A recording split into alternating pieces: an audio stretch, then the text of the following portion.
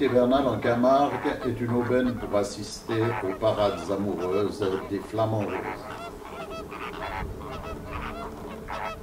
Pour séduire, ils se parent de leurs plus belles couleurs, notamment grâce à une glande qui sécrète une substance grasse qu'ils récupèrent sous leur croupion et lissent ensuite leur plumage.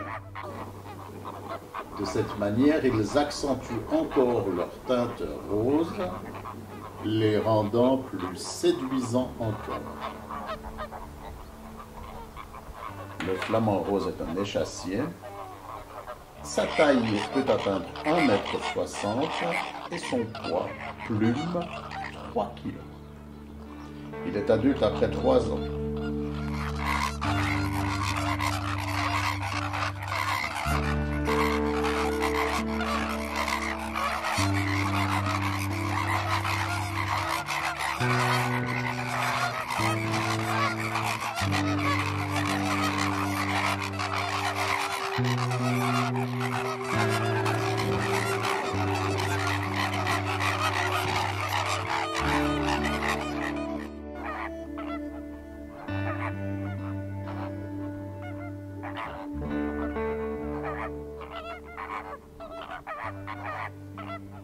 Son bec caractéristique lui permet de se nourrir en plongeant la tête dans l'eau. Il fait rentrer l'eau qui contient la nourriture et sa langue chasse ensuite l'eau qui s'évacue par de petits orifices visibles sur la partie inférieure de son bec, à la façon des fanons d'une baleine.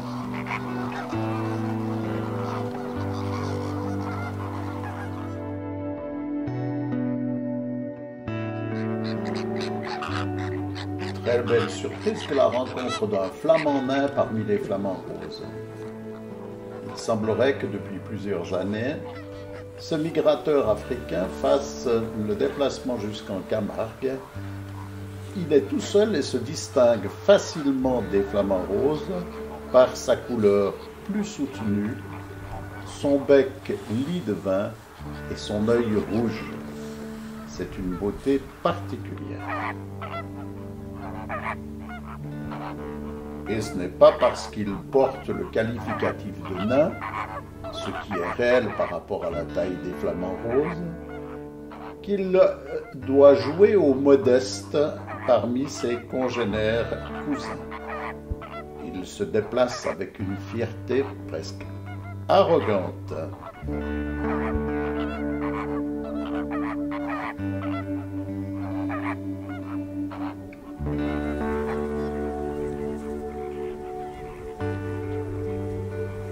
Plumage brun pourpre foncé à reflets métalliques, vert et violet sur les flancs et le dos.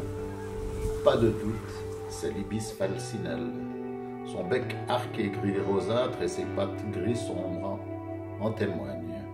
Ce mangeur de poissons, de reptiles, d'amphibiens, de crustacés, de mollusques et d'insectes est également présent à cette saison, alors même que la littérature l'annonce migrateur, passant son hiver en Afrique.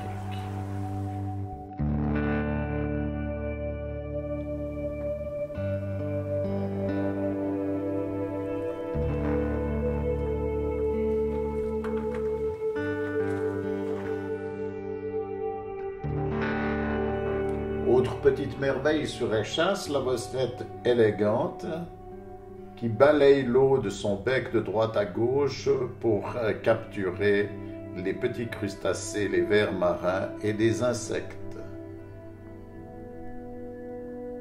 Elle est tellement rapide dans son mouvement que je l'ai ralentie pour pouvoir apprécier la beauté de ses gestes.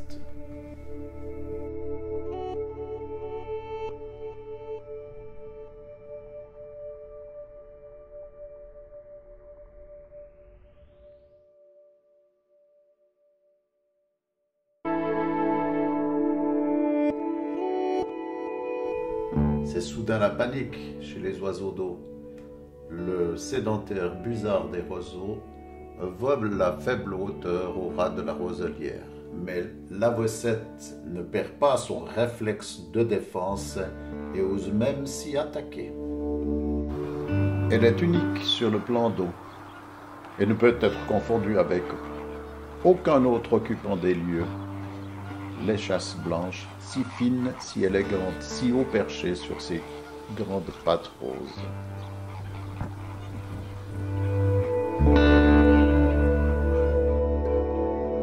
Démonstration de mimétisme avec la bécassine des marais, dont la longueur du bec est toujours impressionnante.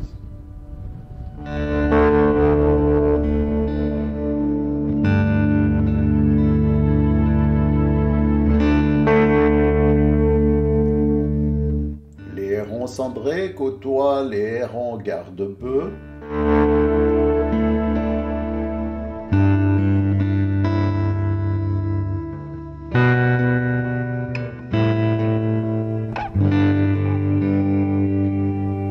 Une bonne paire de jumelles est utile pour identifier les nombreux limicoles qui séjournent aussi à cette époque en Camargue. Ici, le chevalier gambette, avec sa poitrine pâle striée de brun, son bec à base orange vif et pointe sombre. Ses longues pattes sont d'un rouge orangé caractéristique.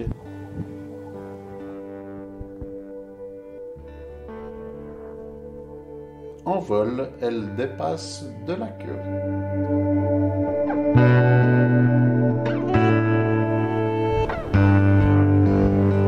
Et voici son cousin, le chevalier arlequin. Il a les pattes et le bec semblables, mais un peu plus long. Son bec décrit également une toute petite courbure à la pointe. Il est plus gris. Il n'a pas de tache sur le ventre, il est beaucoup plus blanc et se distingue aussi par un sourcil clair.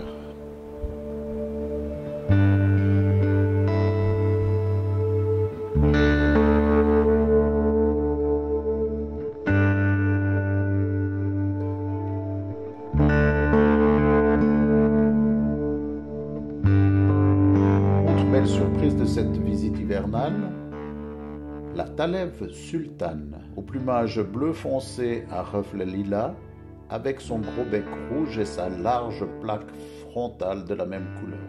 Elle est habituellement extrêmement discrète puisqu'elle évolue pour chercher sa nourriture à l'intérieur des roseaux.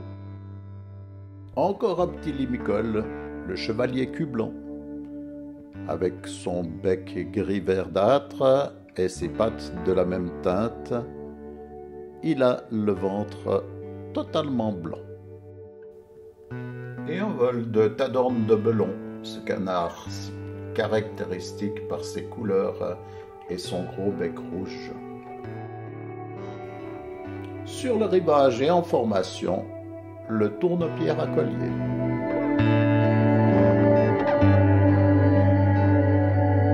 L'élégante et gracieuse aigrette Garzette côtoie sa grande cousine, la grande aigrette.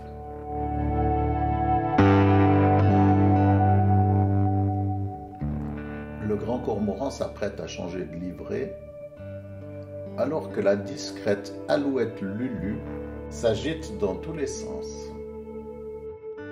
Tête ronde avec un gros œil rond et noir, petit bec noir, pas de doute, c'est le migrateur le pluvier argenté. Pour terminer, les deux courlis, le courlis cendré et le courlis corlieux, avec son sourcil clair.